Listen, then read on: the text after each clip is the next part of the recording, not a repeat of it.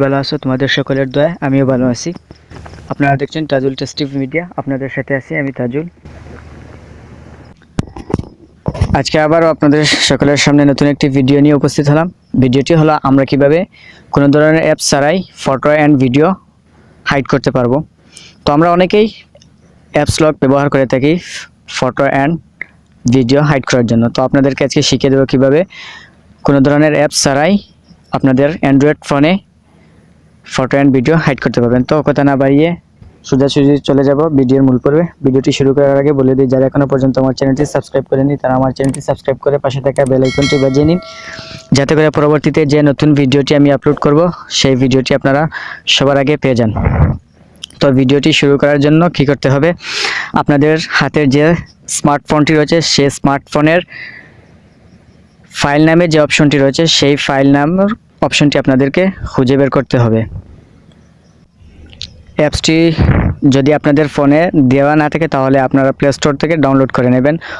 অবশ্যই এই অ্যাপসটি আপনাদের ফোনে ফ্রি দেওয়া থাকবে।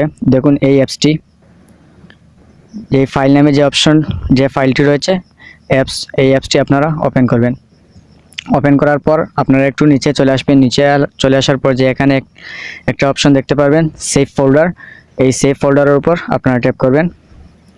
ট্যাপ করার পর আপনাদের সামনে এরকম একটি ইন্টারফেস চলে আসবে। ইন্টারফেস চলে আসার পর আপনাদেরকে এখানে আপনাদের নতুন যে আপনারা যে ফটো বা ভিডিও হাইড করবেন সেই ফটো এবং ভিডিও হাইডের যে পিনটা দেবেন সেই পিনটা আপনারা এখানে বসিয়ে নেবেন। আমি আর আগে থেকেই এই পিনটা বসায় আছে, সেজন্য আমাকে আর নতুন করে দিতে হবে না, আমি আমার পিনটাই দিয়ে দিচ্ছি।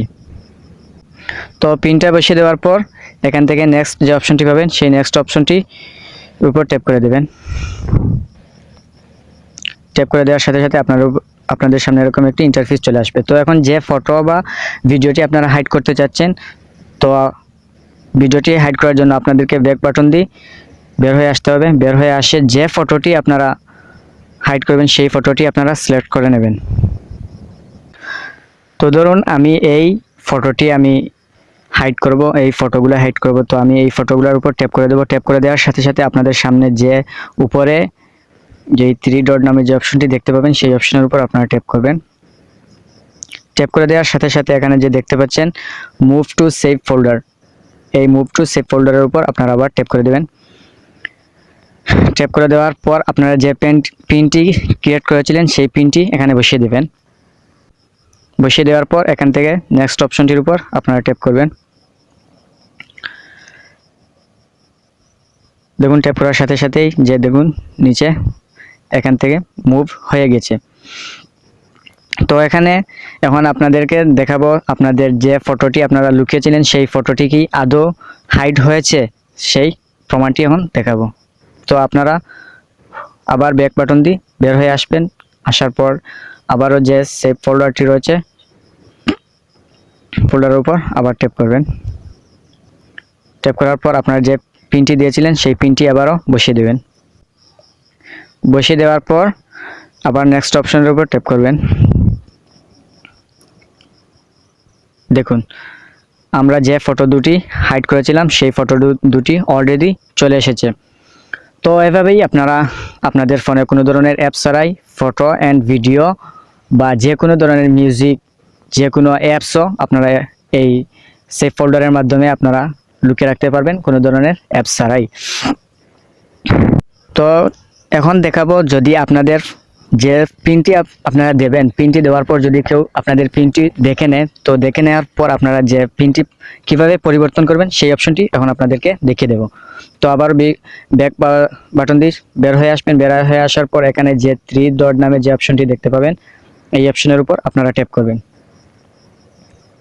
ট্যাপ করার পর এখানে যে সেটিংস নামে যে অপশনটি দেখতে পাচ্ছেন সেই সেটিংয়ের উপর ট্যাপ করবেন। ট্যাপ করার পর একটু নিচে চলে আসবেন। নিচে চলে আসার পর এখানে যে দেখতে পাচ্ছেন সেভ ফোল্ডার, এই সেভ ফোল্ডারের উপর ট্যাপ করবেন। এরপর যে চেঞ্জ লকস নামে যে অপশনটি দেখতে পাচ্ছেন এই অপশনের উপর ট্যাপ করবেন। ট্যাপ করার পর এখানে আপনারা আগের যে পাসওয়ার্ডটি রয়েছে সেই পাসওয়ার্ডটি আপনারা এখানে বসাবেন। বসানোর পর এখানে নেক্সটে ট্যাপ করবেন।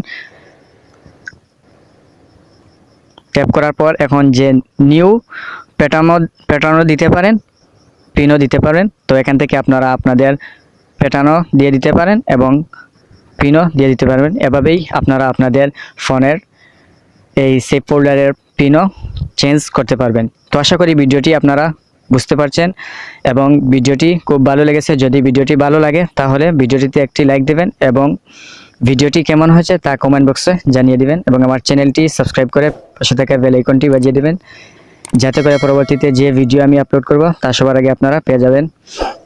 তো আজকে ভিডিওটি এখানেই শেষ করলাম। পরবর্তীতে নতুন কোনো ভিডিওটি আপনাদের সাথে দেখা হবে। এর আগ পর্যন্ত আপনারা সবাই সুস্থ থাকবেন, ভালো থাকবেন। খুদা হাফেজ।